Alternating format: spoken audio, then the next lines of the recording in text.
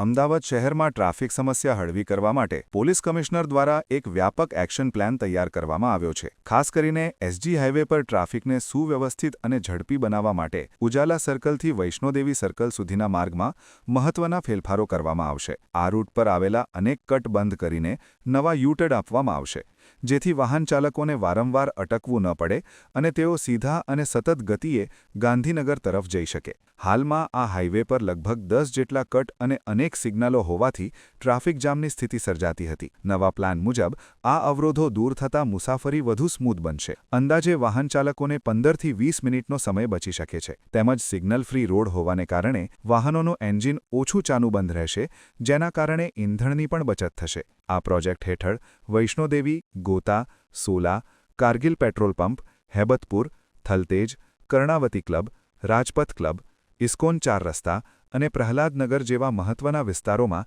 Traffic મૂવમેન્ટમાં ફેરફાર કરવામાં આવશે. સર્કલને નાના કરવામાં આવશે અને યુ-ટર્નને થોડા દૂર આપવામાં આવશે, જેથી ટ્રાફિકનો પ્રવાહ સતત રહે.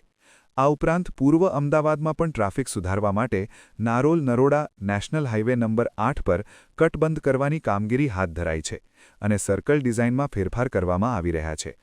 હાથીજણ, એરપોર્ટ, ભાટ અને કમોડ સર્કલને પણ રીડિઝાઇન કરીને ટ્રાફિક જામ ઘટાડવાનો પ્રયાસ કરવામાં આવી રહ્યો છે.